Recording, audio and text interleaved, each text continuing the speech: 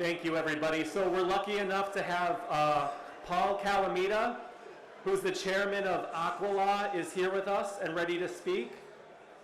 Paul co-founded Aqualaw with Connecticut native Chris Pomeroy. He has been a water lawyer for municipalities nationwide for over 30 years, ranging from some of the largest communities in the country to the smallest towns, townships, and boroughs. Paul has represented public utilities in approximately 30 states over his career and serves as general counsel to the National Wet Weather Partnership and 5 statewide water and sewer utility associations. If everybody could please make their way back to their seats, we do have our next speaker.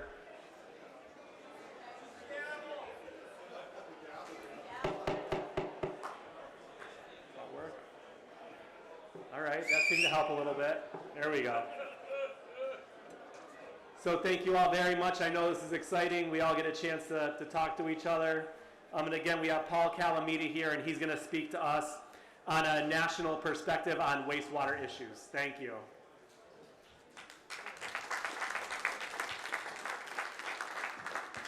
Good morning. Paul Calamita with Aqualaw. Jeff introduced me as a water lawyer. I'm really a sewer lawyer. My story is that the sewer lawyers are the Navy SEALs of lawyers. They say that if you say something 3 times, you get some traction with it. I think I've said it about 30,000 times and gotten absolutely no traction with it. But it's been a fantastic career. We represent about 11 statewide associations of POTWs, drinking water utilities, stormwater utilities, some national folks, and then I've been fortunate to have some individual clients in good eating cities around the country for a long time. Do a lot of MPDS permit work, and really wasn't even sure until yesterday what my topic was today, so I decided to take a few liberties. Tom and I had talked about a few certain topics, and then I saw yesterday I took a little peek at the agenda, and it was a little bit of a surprise to me. So I want to talk to you about a couple things today. One is the state of the profession, a little bit about some headwinds that I haven't seen in 30 years for your utilities. I want to spend a little bit of time about a few issues with some of your MPDS permits, PFAS, and then maybe we'll close on a high note, which is pretty rare in the wastewater industry, talk a little bit about wipes. And I'm sorry, I'm Italian, I can't be at a podium. It's like one hand gesture per syllable, so you just have to bear with me. And they told me I couldn't move more than in this circle, so that's why it's been a little bit of a rough start for me, but I'll adjust. So state of the profession, not good. Matter of fact, the worst I've seen in 30 years. Equipment, and I apologize, the slide's kind of small, but equipment goes out. I see somebody in the back says that they fix things, they fix motors and pumps. Well, in most of the country, we can't find people to fix motors and pumps. Many of my clients have decided they're just going to buy new ones because by the time they get them fixed, they might as well have bought a new one. Supply chain issues like we've never seen before. So it used to be, if you didn't have a piece of equipment went down, you could use people power to kind of overcome that, why that piece of equipment came back. But oops, we've got operator shortages. Lots of older folks retiring from the business and losing a lot of institutional knowledge. I've got clients, yesterday I was working with a client in New England and a cyber attack. They had no laptops. They woke up that morning and they had no laptops. Kind of hard to do your job. We don't lend supplies to each other anymore, right? We used to lend stuff and you just add it to your next order and you return it a couple of weeks later. We don't do it anymore because you don't know when you can return it. Public procurement, major problem in this bidding environment for a lot of utilities. So my view is public utilities are more vulnerable than I've ever seen in my career. And the vulnerability is manifested in 2 different ways. One is regulatory vulnerability, and the other is utility collapse. Let's see what that looks like. Regulatory vulnerability. It's been in the news. Baltimore, Maryland, 2 large plants, like 150 and 80 MGD, the 2 largest plants in Maryland. Completely struggled from a compliance perspective. BOD, TSS, bacteria, ammonia, total nitrogen, total phosphorus for a year. 2 largest plants in Maryland, a year out of compliance, right? And lots of circumstances, kind of perfect storm, cyber attack, people retiring, just lots of issues. It's usually the solids that get the plants. But on top of that, a Synagro facility had an explosion. So on top of all these other problems, they have an explosion at one of their dryers. Anybody go down to Jackson, Mississippi and help out? Anybody? Anybody from Jacobs here? Okay. So what does it look like? The mail, they deliver snow, sleet, or hail, right? Not in Jackson. School kids going to school? How about Merry Christmas, Bellhaven? It's one of the neighborhoods in Jackson. It says, from our sinkhole to yours. Fond Christmas wishes. This is one of my favorites. That is not Photoshop. That is an actual sinkhole in Jackson. I mentioned Jacobs because the Jacobs crew came in when a lot of other firms wouldn't, understandably. Nobody wants to be associated with a failing utility, but they did come in to stand up operation of the 2 water plants. This is federal judge Henry Wingate, and things are bad when the local federal judge is playing around with your membranes, right, at your water plant. That's not a good place to be. This, you can't hear it. There's a water feature in the back. You know, when you go to lunch, right when you're in the buffet line, take a look at that water feature. The water feature in the back, one of your colleagues estimated is 3/4 of an MGD. This is a 5 MGD leak that had been going on for 7 years. This is finished drinking water. 5 MGD, 7 years. Not only are we losing that amount of water, that's 1/3 of the water to serve the city of Jackson. But it's also a Clean Water Act violation every day for 7 years, right? Highly chlorinated. Again, Judge Wingate visiting a 5 MGD. And I won't show this to you again. This is just from the other side. But if that's 3/4 of an MGD, you go back and look at it. This is a lot of it. And what it took is the system got turned over to a third-party manager, Ted Hennepin. He used to be at the Hampton Roads Sanitation District in Virginia, been a client of mine for 25 years. And we left an enforcement meeting with the feds and the Mississippi state folks. And we had parked up the street when we walked into the meeting. And as we came out of the meeting, all the cars were gone. And this hydrant was still going from a fire the week before. And so Ted said, hold on, Paul, I'm going to get my wrench. And I'm like, really? I'm in a suit. Do we really have to do this? We can't call somebody? He's like, no. So he gets his wrench, and of course that doesn't do it. So we have to get the cheater bar. And the cheater bar, I didn't Photoshop, this is the interim third-party manager of Jackson, Mississippi at 6 p.m. in the evening. He actually bent his wrench, so the staff took it away from him the next day, because I think that's the only wrench we have. So what are some of the solutions? Automation.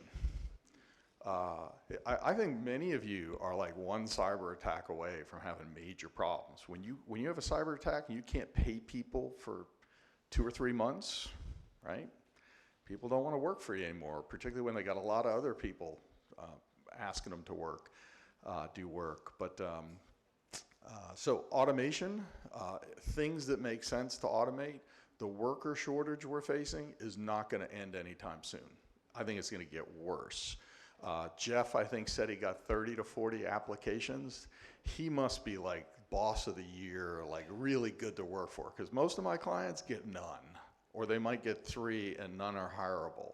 By the way, the definition of what's hireable, I work in states where you're no longer allowed not to hire somebody because of a criminal record. That's how desperate they are to have people. But anyway, automation, aggressive recruiting and retention. I think Wes is going to be here talking about some workforce development.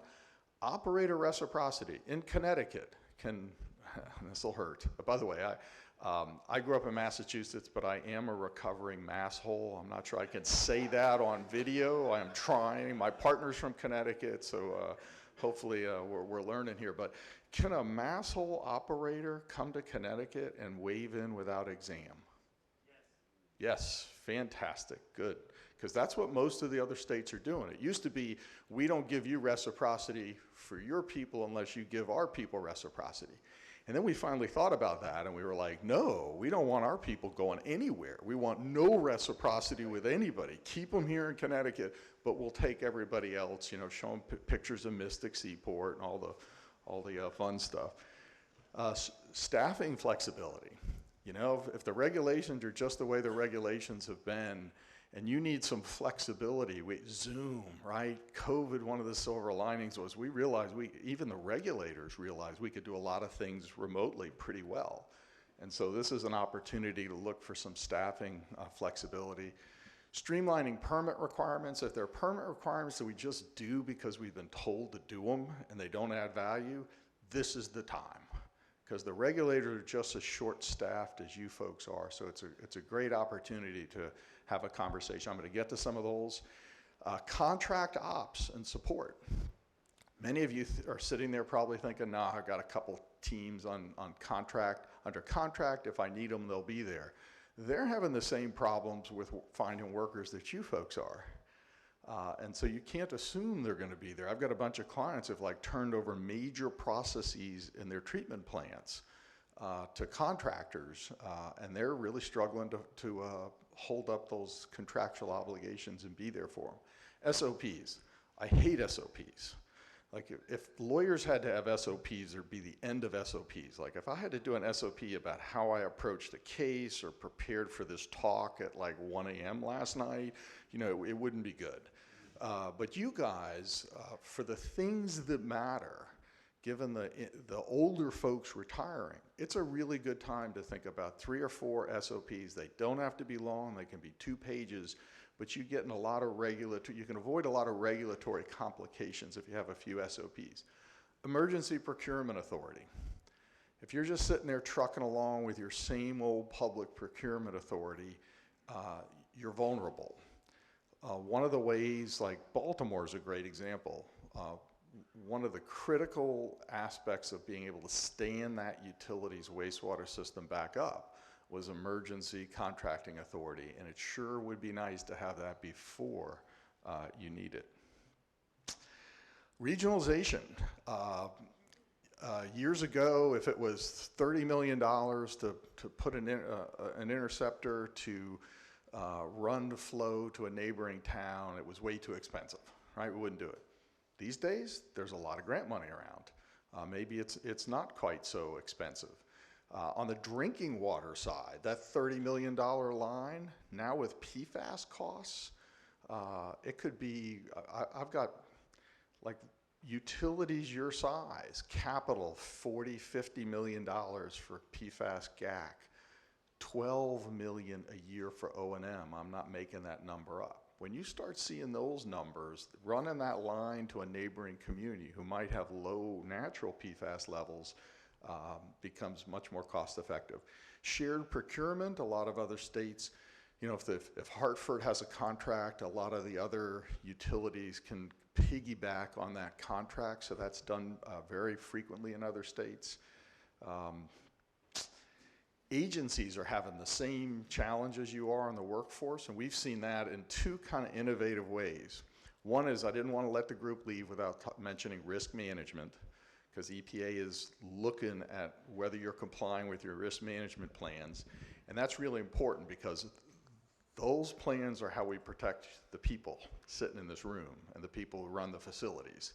And so there is absolutely zero give if you're not fully compliant with that. You will be fined, and you will quickly pay that fine because we never fuss in public about we didn't do the things we were supposed to do to protect the people sitting in this room. So they're out doing those inspections, but they don't have inspectors. So what they're doing is they're sending you a super detailed inspection sheet that you have to fill out. And it includes things like in the different rooms where you may have facilities of interest or monitors of interest. They even have instructions about where you're to stand in the room and take pictures. That's one. A couple other states have decided we're not going to attract inspectors, so we're going to make you do it. And they're thinking about NPDES permit requirements that say you quarterly, you have an independent third-party engineer evaluate your treatment plant's compliance and submit a report to the state. Magically, no state inspectors. And there are advantages and disadvantages to that approach, but just a trend. Projects, right? Things are about to get crazy. Connecticut's a small state, right? But you're surrounded, so maybe the dollars you saw on the screen when Carlos gave his presentation, 24 million, 27 million, not a big deal, not moving the dial economically. But the surrounding states are not necessarily so small. I think things are going to get crazy. All the ARPA bill, earmark money, state budget surpluses over the last couple of years, a lot of states put those into infrastructure. Little South Carolina, which used to be little, now it's 5 million people, $3 billion for water and sewer. $3 billion, that's crazy. Jackson, I mentioned Jackson, 600 million for Jackson. The numbers are just astronomical.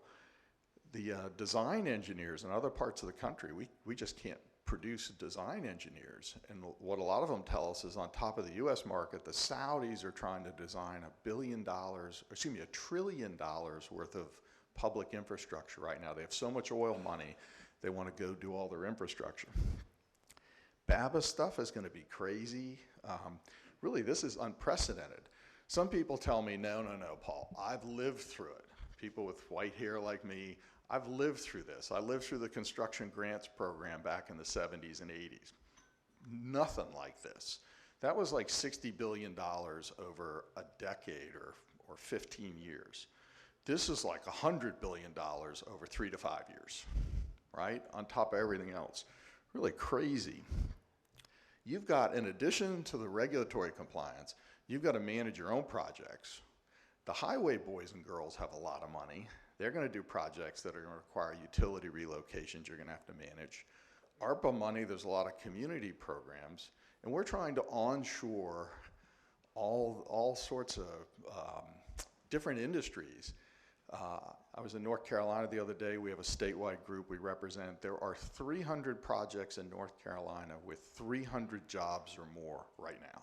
And those are like aircraft, car, batteries, big facilities, all that are having significant infrastructure needs. So I was the optimist. I used to tell my clients, so what do? I told them, hold off. The engineering and construction industries, they'll build up capacity. If you can just wait 3 or 5 years, they'll get capacity. Other projects are going to be so expensive, they'll fall away. In like 3 or 5 years, you'll get good pricing. That was the advice I gave. I was wrong. The contractors came to me and they said, Paul, when was the last time your health insurance costs went down? Right? Anybody have health insurance costs go down? How about commodity? Oh, I heard a yes, so there you go. Congratulations. That's because you made the employees pay 90%, right? Instead of the other way around. Is that how it works? Beautiful. Commodities are like a saw, right? We're going to do some sawing later. But they go up. They go up. They might drop 10%, but then they go up, and it's a line up. I've never seen a commodities saw line go down. Labor costs. The worker shortage is not going away. It's going to get worse. According to the Bureau of Labor Standards, we're going to lose about 10,000 environmental operators a year for the indefinite future. And again, while some projects may be abandoned, I think that money is just going to get reallocated to the projects that are going to go forward. So I am not optimistic. I think in addition to all the regulatory challenges, you've got your own projects, you've got other things going around you that are going to stress your utilities. Pre-ordering critical supplies is all the contracts. If you've got a project that you think is going to go, order those supplies. Stay close to your contractors. Make sure they know what projects. If you're a good utility that's good to work with, you should make sure those contractors know what's coming, what your 5-year CIP is, maybe even your 10.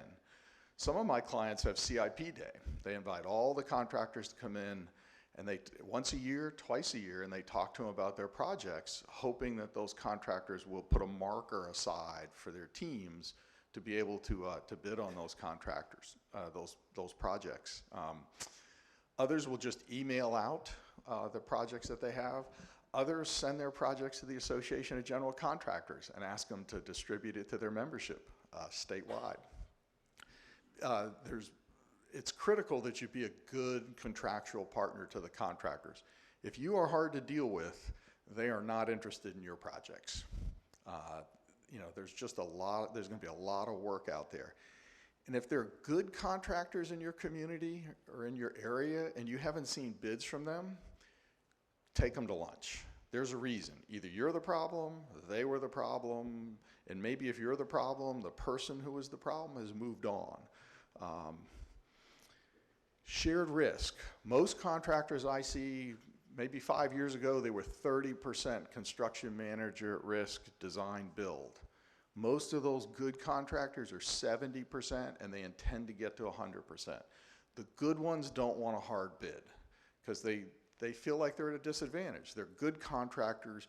They know what it's really going to take to deliver that project, and they give an appropriate price, whereas somebody else who may not be as good a contractor may miss things. There's the low bid. That's what you end up with. Hard bid, there can be some home runs. There can also be some strikeouts. Shared risk contracting, open book. It's much more collaborative, cooperative. You avoid the strikeouts. You don't get the home runs either. But most good contractors, that's where they're looking to live. I have no idea about Connecticut state law and contracting. So hopefully CMAR, design build, is wide open in Connecticut. If it's not, you really need it to be so that contractors are interested in doing work in Connecticut. Force majeure, we got all kinds. You know, we've had COVID, supply chain, just all sorts of stuff. If you have consent decrees, administrative orders, or permit deadlines for different projects, make sure you keep the agencies apprised along the way. Don't wait for the deadline and then tell them, hey, by the way, we've had a force majeure. It's this little thing called supply chain. Better off over communicating with them. I'm going to stop there, run through real quick some permitting issues. So I represent the public, water and sewer. I'm not trying to put my finger on the scale. That's a great,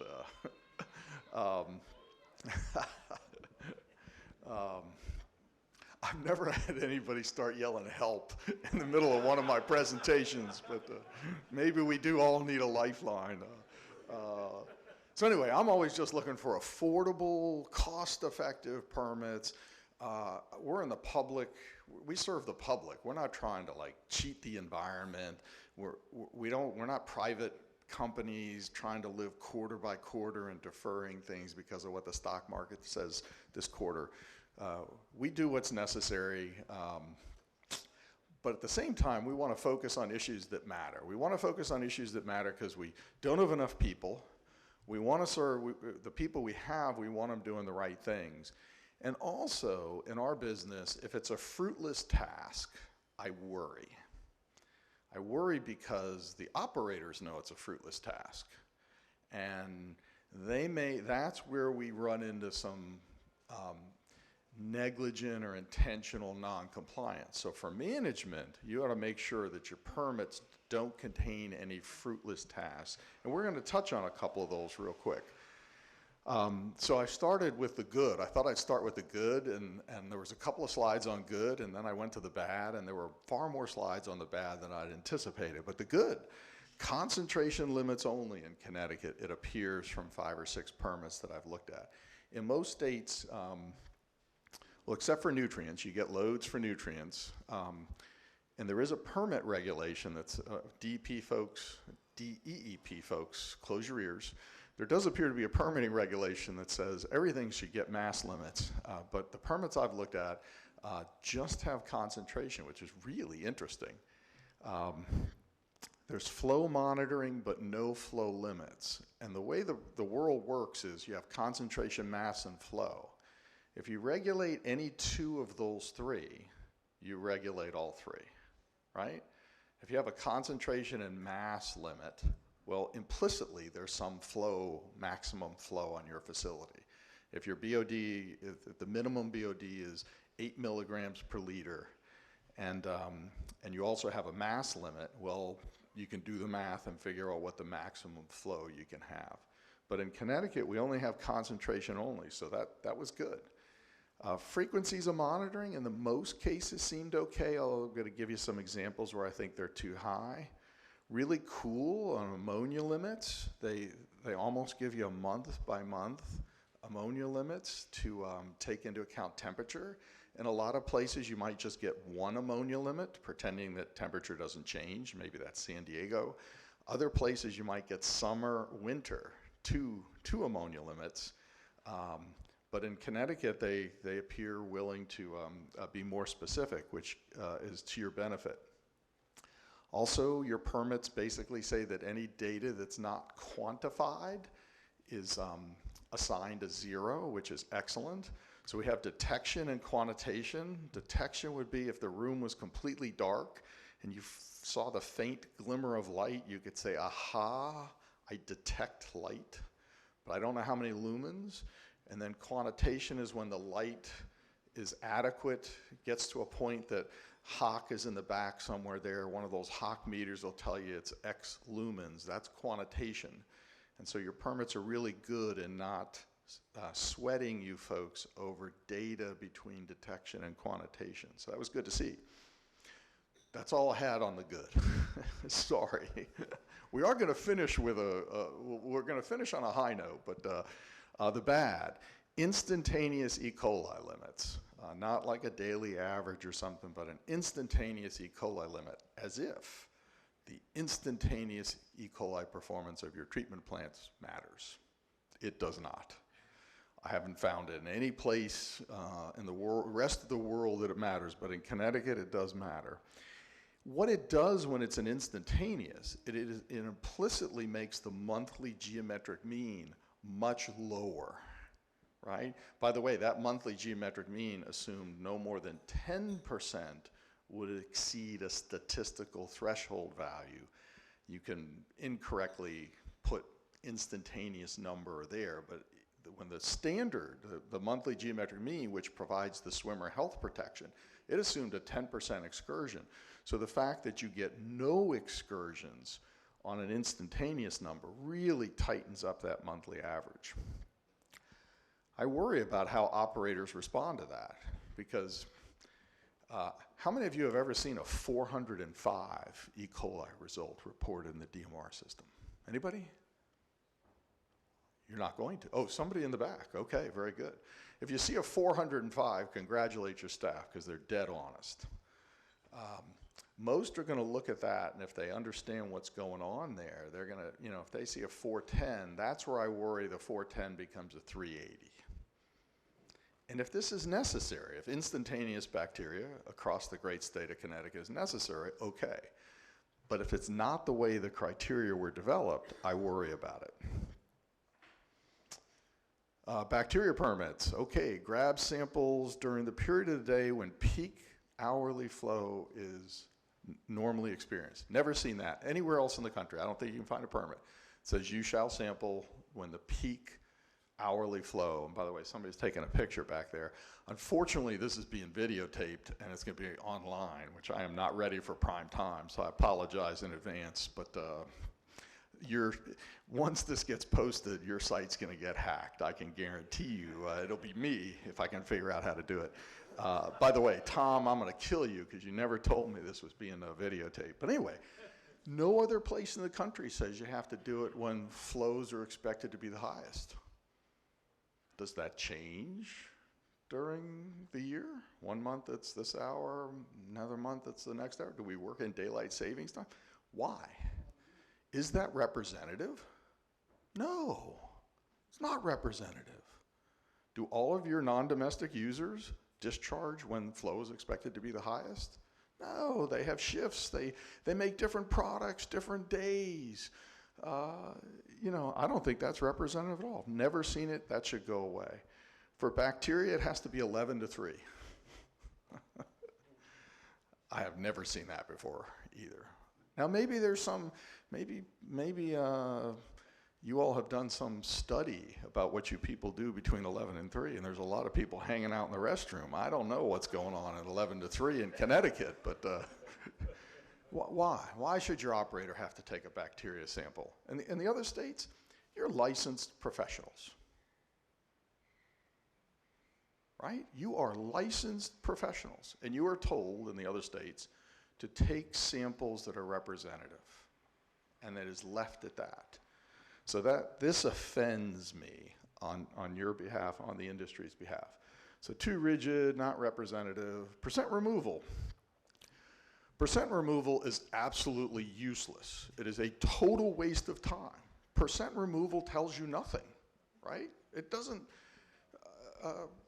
you know, as long as you're meeting your BOD and TSS, either technology or water quality-based requirements for BOD, the stream is protected. Percent removal means nothing. A year after EPA adopted it, they proposed to get rid of it. But you know what they did? Instead of getting rid of it, they put some flexibility into the rule, particularly for CSO systems and some of your CSO systems. There's an old saying, there's nothing worse than doing efficiently that which should not be done at all. So we have figured out efficiently how to permit and sample for percent removal. When percent removal, if you told me your percent removal was 70%, my question would be, well, what were your BOD and TSS results? Your BOD and TSS could have been 8 milligrams per liter each, which were beautiful numbers, right? No water quality problem. So not only do we have it, but a couple of permits I looked at, we were sampling 3 times a week for BOD, TSS, so that's fine. On the effluent, we're sampling 12 times. But then on the influent, we're doing 12 BODs. I know nothing about BOD, other than the lab people tell me that the guy who invented the BOD test, every lab person, any lab people here? Anybody does lab? Okay, a few. They universally tell me they wish the guy had died the day before he finished the BOD test. That's true. Is there lab people? Would you agree, or do you love them? I see heads nodding in the back. She's ducking down, but the heads are nodding. We do 12 BOD, influent BODs a month. But by the way, I didn't ask, in these permits because I couldn't, but if you've easily met your percent removal, whoops, I'm on camera. Why would you think about doing 24, BODs for percent removal purposes? I mean, again, it's just a waste of time, but somebody sets up those 5-day tests in the lab on your influent. There's an error rate associated with that. Does it give us any information? No. Could it be once or twice a month? Absolutely. Good news, I should have put this in the good news, sorry, I misplaced. For CSO systems, there's some flexibility on BOD. The bad, I took a quick look at a permit, toxics. In Connecticut, we are very afraid of toxics. Copper, lead, zinc. We have those chemicals everywhere else. If you go buy vitamins or bottled water, somebody had, bottled water right here. Haven't looked at it. It says thirster, purified. Always somewhere on here. I can't find it right now, but always, if you ever look at your bottled water, it will say minerals added for taste, right? Anybody tried DI water in a lab? DI water in a lab tastes terrible. And so we add metals, we add stuff to it so that it tastes like what we're used to. But anyway, I digress. Weekly samples, influent and effluent. Weekly. 5-year permit, 250 influent and effluent copper samples. EPA's guidance says 10. EPA's reasonable potential guidance, 10 is a beautiful data set for making reasonable potential determinations. 250 is, it's a wastewater pornography. I know it when I see it weekly. Quarterly, 2 species toxicity tests. It looks like everybody in Connecticut does that, right? Do you all do it quarterly? Nope, see, you all are smart. You've been beaten down and you know DP's in the room, so I'm getting nothing from any of you guys, but You know, if your in-stream waste concentration is 5%, I can tell you from my desk in Richmond that you're not toxic. And oh, by the way, if you're doing quarterly, you sure as hell don't, not only is your effluent not toxic for copper, lead, or zinc, it's not toxic for the combination of these plus everything else, all those other minerals for taste that might be in your effluent. So this is expensive, this is risky. In South Carolina one year, they got really upset about failing. They have low hardness water in South Carolina, and they got upset about failing toxicity tests. And they decided that the problem wasn't the low hardness in South Carolina, which was the problem. They decided it was the Yankee water fleas. And that they were upset that EPA Region 4 was unhappy that Yankee water fleas were not adequately growing and reproducing in South Carolina waters. And they decided, the legislature decided the solution was we're not going to do toxicity testing, and we really don't want any of those Yankee water fleas. Matter of fact, we're happy to have all the funerals we can for the Yankee water fleas. And they banned the state from imposing toxicity tests, which of course caused EPA to step in. Daily maximum limits, one of my favorites. Secondary treatment, 30 monthly, 45 weekly. 30 monthly, 1.5 times 30 is your weekly, and then daily for small POTWs who sample once a month, we give them a 60. Because if you're sampling once a month, you don't want a weekly average, the daily is better. But it's 1, 1.5, 2. That's the way it works. It's worked that way for decades. Connecticut, we get a 50. Where'd the 50 come from? What does it mean? Nowhere else do we do daily maximum limits on POTWs for BOD and TSS. It just doesn't matter. There's no, what are we doing here? Even EPA's regulations say monthly, weekly, unless impracticable. To get around that, you guys had a state regulation that you adopted that says it has to be 50. I'd love afterwards, if somebody can tell me why it's 50, I'm open-minded, but I'm suspicious. EPA Region 1 has been imposing these daily maximum limits, even on CSO systems, which I think is criminal. And Lowell finally appealed, and in 2021, EPA took the daily max BOD TSS out of Lowell. And then this month, they took them, Lowell was a CSO system. This month, they took them out of Portsmouth's Peace facility, which is on public comment right now. If you all want to go home and submit a comment to EPA saying, hell yeah, we're so glad you guys finally figured this out. When we commented on these permits, EPA dug in and just gave us the agency speak about how these were perfectly appropriate. And then when they realized we really were going to go forward and litigate these, they turned around, and if you look at the Peace draft permit that just came out, they say that they made both technical and legal errors in imposing these limits. So even Region 1 is backing away. So in Connecticut, I know you've got a regulation, but hopefully DEP or DEEP will work with you. You've got some requirements to maintain a sewer in your permits, to maintain a sewer ordinance that is consistent with the current model ordinance. Has the current model ordinance been promulgated? Is the model, like the model ordinance is somebody at DEEP just sits down, writes it, and posts it on the web page. Is that a rulemaking? Have you had your safeguards of notice, comment, right to appeal that? No. What happens if you do something different than the model ordinance? Let's say you decide you're going to regulate PFAS. You're going to put something in there that says the non-domestic users have to pay for the PFAS sampling that you're going to do. And they turn around and say, well, that's inconsistent with the model ordinance. Your permit says it has to be consistent with the model ordinance. So I worry about that stuff. You're going to maintain a system of user charges based on actual use, sufficient to operate and maintain the facility. I have never seen that in an NPDES permit in my life. First of all, actual use. That means like your meters have to be accurate. How about estimated bills or just minimum charges? Is that consistent with actual use? And doesn't that let third parties come in and have conversation with you about whether you're violating your NPDES permit because maybe your system, your chargers are not sufficient to do what the permit says?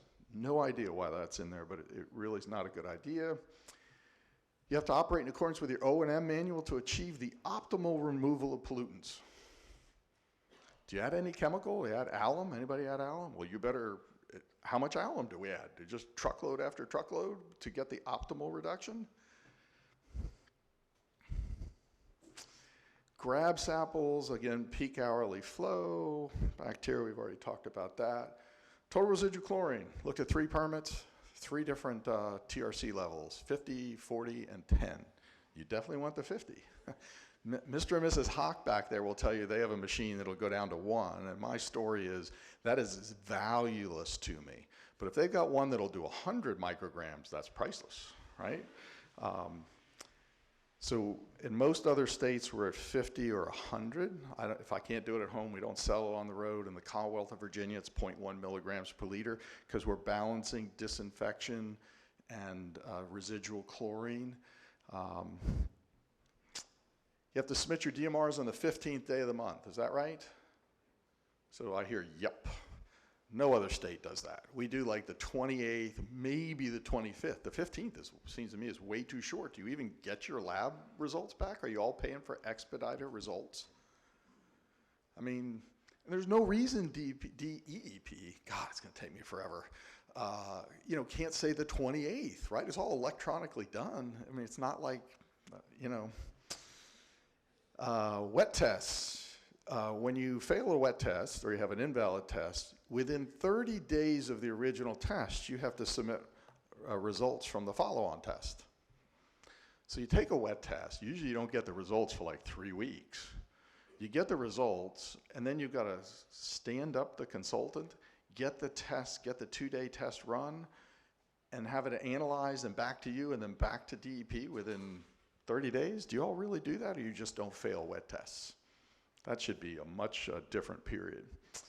2-hour reporting drives me crazy. This is the worst idea in the world. It desensitizes the public. This is just awful from a public policy perspective. You could not do worse. If you told me, Paul, help me bore the public so they don't pay attention to when we really need them to pay attention, I would do 2-hour reporting of every SSO and bypass. As a matter of fact, send them a notice when your shoes are untied, right? I mean, it's just crazy how this ever got in. Nobody else does this. I don't know, I'm just sorry. By the way, when you bypass at a facility like a CSO facility, Region 1 has made Massachusetts and New Hampshire communities sample every day during those bypass events. So we've got all this data that we've spent trillions of dollars collecting. Has anybody looked at it?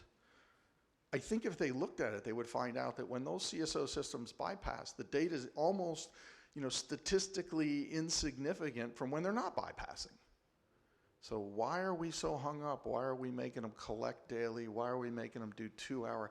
Has Connecticut DP ever, when you gave them a 2-hour notice that your CSO system is bypassing, have they ever done anything? I'm open-minded. I mean, if there's some secret in Connecticut, we'd love to know it. But my sense is they've never done anything. You're going to retain copies for 5 years. The Clean Water Act only requires 3 years, except biosolids are 5. Don't ask me why. Duty to reapply. This is important. The rules are when your permit expires, you have to submit your application for renewal 6 months before the permit expires. The federal rule says the agency can give you more time, let you get closer to expiration if you've missed something or there's something invalid, but it can't exceed the day of permit expiration. So that 6 months is important because if right now in Connecticut, if you don't get it perfect 180 days in advance and DEEP doesn't renew it on time, your permit's not administratively continued. Most regulators and the regulated entities look at that and say, we both want the flexibility of the 6 months. That's not in your current regulation. That should be fixed. CSO discharges are authorized when total available transport, treatment, and storage are maximized. Should say or, right? I mean, that's just the way the system, the hydraulically operates. I think that's an error. Flow trigger for using the CSO bypasses, but it doesn't say what it is. It says, in the permit I looked at, it says you got to hit 24 MGD and then you can bypass. And it's like, is that instantaneous? Is that an hour? Is that 24 MGD throughout the duration of the event? Fabulous CSO discharges shall not cause violations of state water quality standards. Anybody meet this? I get the engineers, they want to calculate geometric means. You know, they want to do all this stuff, and I tell them, stop, you're annoying me. And they're like, why? I said, well, we get in front of the judge, and you start doing all these calculations saying when the CSO is active, it's okay to swim. The agency's going to say to the judge, excuse me, Your Honor, do you have a granddaughter? Yeah, I do. Okay, so Mr. Engineer, you're saying it's okay for the judge's granddaughter to jump in when raw sewage is being discharged, right? How's that conversation going to go? Not going to go very well. We don't meet water quality standards. You shouldn't have to meet water quality standards until the very end of your program. That's the long-term control plan and implementation schedule. There is an appeal of this issue by San Francisco that's pending. Also, two-hour call every time a CSO activates. Again, have we done anything with that? Has DEP said, thanks, I'm going to be right out there? DEP, I'm sorry, DEEP. And I'm in deep now. I know they're good friends with them. One of the permits had an instantaneous fecal limit of less than 10. I don't know how the hell you're disinfecting. I don't know how you're disinfecting to get to less than 10, particularly when they're sampling like every day. Quite frankly, if that utility, I don't know who they are, if that utility hasn't reported violations, I would be very suspicious that they're not honestly reporting. Conversely, if I ran into that utility and did see violations, I would give them a nod. I've got to move along. There's some interstate environmental commission requirements that we don't exceed 50 milligrams per liter. It's not bad enough that it was a daily max, but we can't exceed it for a 6-hour geometric mean. Are you kidding me? BOD and TSS for a 6-hour where did that come from? Who knows? Let's see. You only have to monitor CSO discharges if it's more than an hour. So how do you know that? I know we got the hour by hour, but that's crazy.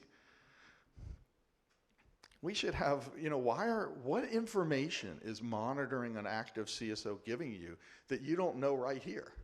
You all can probably pick from your chair an event mean bacteria concentration, a BOD, a TSS number, right? Particularly if you've already looked at tens of thousands of those. Why are we doing that? It's a waste of time and energy. Again, quarterly wet testing. By the way, the 4 to 8 total residual chlorines a day, most other states don't do that. At most, you're going to get 1 a shift, so maybe 3 a day. Often it's 1 a day. Your regulations limit your compliance schedules to 5 years in the permit. EPA would let you have a 30-year schedule in your permit. So what that does is it means you're going to get an order or consent decree instead of just being able to do it through a permit, which is great because that brings lawyers in, and we like to be transaction costs, but completely unnecessary. Most other states have gone back and fixed this. I'm going to skip that. PFAS real quick. Let's see, drinking water, these MCLs are going to come out, and they have significant implications, of course, for the water systems and wastewater folks. Let's see, just real quick. Everybody's so concerned about drinking water, and you can look at this slide later, but like PFAS on your plate, chocolate cake, 17,000 parts per trillion. 17,000 parts per trillion. And I just say that because I hope there's some on the buffet table and you stay away from it because I want it, but I think it's because the icing stays on the side of the cake, right? It's like lipstick. All you guys are wearing lipstick. Do you want it on your lips? You want it running down your chin. Well, it stays on your lips with PFAS, and I think the icing, the chocolate cake. So food packaging, right? All the takeout, all the frozen food, all the food packaging is the huge source of PFAS. Biosolids is see this little sliver here? Biosolids, 27,000 parts per trillion. This number is 7 to 876 million parts per trillion. So when those people show up and tell you that biosolids is the problem and they're standing there eating out of their Chinese food takeout box, you just nod. You just, hell yeah, dust. 523,000 parts per trillion. Carpet, lipstick, 1 million, mascara. When you watch you guys don't know what mascara, you guys don't, but when you watch the Final Four and they show the commentators and they're putting the foundation on their face so they don't shine on these big bright lights are shining at them like I am. I should have put my foundation on, but 10 million. I was watching Wimbledon this summer, PFAS-free nonstick pans. Isn't that fabulous? I don't know how they do that, but there they are. Please enjoy the buffet today because the FDA has sampled since 2000 forward. They've sampled you. Our blood lead levels for PFOA and PFOS. So for PFOS, it has never been lower, and this number is going to drop through the floor given all the focus. Same thing for PFOA. 3M phasing out use of PFAS chemicals by 2026. That's why it's going to drop through the floor. I'm going to skip that. There's 2 types of testing, targeted and non-targeted testing. This is really important. The targeted testing is like 30 to 50 individual PFAS. The non-targeted looks at things like total organic precursors. These are PFAS chemicals in a precursor stage that can be converted, or we just look at total adsorbable or extractable fluorine, much of which will be PFAS. So there's targeted and non-targeted sampling. This is the targeted sampling. It's the part of the iceberg we see above the water. The non-targeted sampling shows you what's below. These are wastewater, and I'm sorry, I know I'm going quick. Told too many stories, but we started 2 minutes late. Where's Tom or Jeff? We're gonna. So the blue and pink are targeted sampling of influent and effluent at POTWs. Or excuse me, I got it completely backwards. The green and the orange are targeted sampling of POTWs, like a whole bunch of POTWs. And because we're only measuring 30 or 50 of the thousands of PFAS chemicals, those bars are low. The non-targeted sampling gives us a better idea of how big the PFAS iceberg is below the water lines. That's just a visual. I'm going to skip all that. I'm going to skip the, don't have time for that. Sorry, you can look at some of these slides on your own. I think about 40%, if EPA adopts the MCLs as proposed at 4 parts per trillion for PFOA, PFOS, I think 40% of the water plants in the country are going to have to install PFAS barrier technology, which will probably be GAC. That's insane. I mean, the idea that, you know, the exposure is plummeting, and we're about to go to 40 or 50% of the water plants in the country, and this is expensive stuff. One of my clients, it's a city, lots of bridal, 2 cities, one in Tennessee and one in South Carolina that have a lot of bridal parties. One spent $864 million in capital on 2 water plants. The other estimates it would be $500 million because they need a rail spur to bring the GAC into their water plant. These are crazy numbers. Think about rebalancing if you're in the drinking water side and you've got a couple of sources. It used to be, hey, we pick the source based on taste and odor and treatability. PFAS now just jumped to the top of that. Taste and odor or treatability don't matter anymore. Regionalization, I mentioned that water line going elsewhere. Everybody should in their back pocket know what their best PFAS barrier technology is.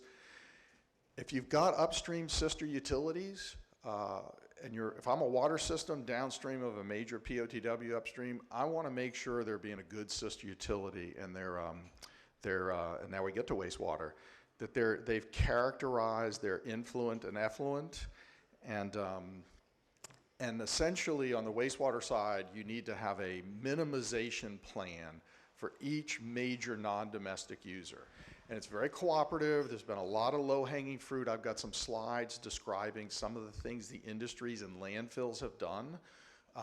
But if you're smart, you will get ahead of this, and you will go to your non-domestic users, have a cooperative conversation. I haven't had to say a nasty word. I haven't had to send a nasty letter or email. All the industries get it, and they are like scrambling to be good partners to you to identify and minimize their PFAS use. Non-targeted sampling is very important of those non-domestics. With one of my clients, when we did the targeted sampling, the tip of the iceberg, we thought the landfills were 80% of our problem. Then we did non-targeted sampling, and we discovered the landfills were 2% of our problem. One of our industries was giving us 12 million parts per trillion of PFAS precursor that we would not have found if we didn't do non-targeted testing. So I'm going to skip all that and then just finish here real quick. Oh, by the way, this is a slide that shows some of the rest of the world standards. Like last year, Australia picked for PFOA 560 parts per trillion. So 0.004 is US, 560 is Australia. That's like 6 orders of magnitude. Same thing with the World Health Organization. They've doubled down on 100 for each of those. Wipes. 2 issues on wipes. And by the way, I have 2 packages of wipes, Cottonelle flushable wipes, and then non-flushables. I'm going to keep talking. There's flushable wipes, and the trick with the flushables was to make sure they actually dissolved in your system. And so got to give Kimberly-Clark a shout out. Flushable wipes, I'll pass these around. Please take one. So the trick was make sure that they would disperse. Charleston Water System in South Carolina has litigated against these little small family-owned companies like Walmart, Walmart, Cargo, Target, Costco, CVS, Walgreens, and Procter & Gamble, and Kimberly-Clark. Kimberly-Clark settled. All the others were filing settlements next week.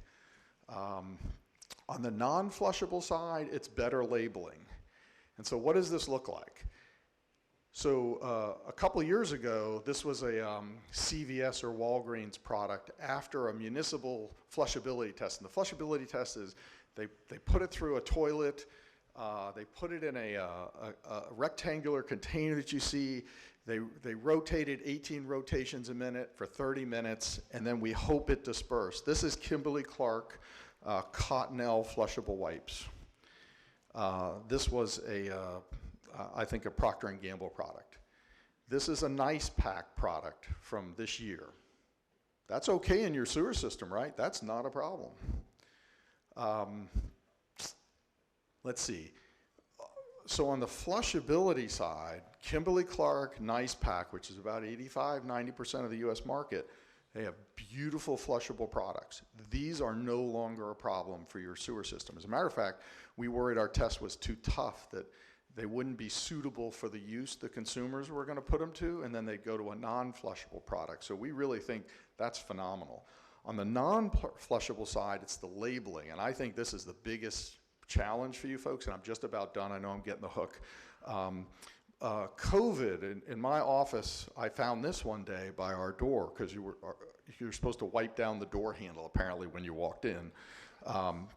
And on the back of the package, this is the warning not to flush right here. And it is literally the size of an Advil. I felt like I needed 1 million Advils after seeing that and thinking about what it did. And I truncated this, either that or I got it out of order. If you go to your local Walmart, this is the 2023 packaging. Look at that. Beautiful do not flush. Ne pas jeter dans les toilettes. It sounds fabulous in French. You all should be walking around. You should be able to pull that right out. When you meet people, you should tell them that. It's fantastic. They'll ask you, what did you say? And it's a great entree to explaining wipes. Even on the side of the Pampers, right? Because look how they stack them. We want to make sure that people, when they're buying the non-flushables, they know what they're buying. I mean, this is beautiful. Like, if you're in the wastewater industry, you ought to be sitting there going, Wow, Charleston Water System, South Carolina, thank you for taking on these little family-owned companies and adjusting their attitude. Even Mickey Mouse has come around with his French. Parlez-vous français? It's fantastic. So I'm going to stop there. My hope is that soon we'll see much better dispersible white performance. I think we're pretty much there, but it's going to take some time for the nice pack products to get on the shelves. The Kimberly-Clark products are already excellent. And then it'll take even more time, probably another year, for the public to better understand and see the warnings. This one doesn't have, I got this at your local Walmart, it does not have, oh, it does have French on the bottom of there. I was worried that you guys were only speaking Spanish in Connecticut now. But I did want to close with, anybody fill in the blank? Oh, you cheated. I was going to have somebody say you make mistakes. But yes, a difference. Ronald Reagan said of the Marine Corps that they never have to worry about making a difference every day. And I will tell you, I've done this for 30 years. I want to commend you for your service, because when I go to places like Jackson, Mississippi, you guys make a difference every day. And it's not just the public folks. It's, well, it's your families who let you make those sacrifices. It's a lot of the consultants and the sponsors and the WEAs here, you know, who increasingly will be critical to delivering upgrades to your infrastructure and helping you maintain your operations. But I want to, again, commend you for your service. I hope you enjoy the rest of the day. Thank you.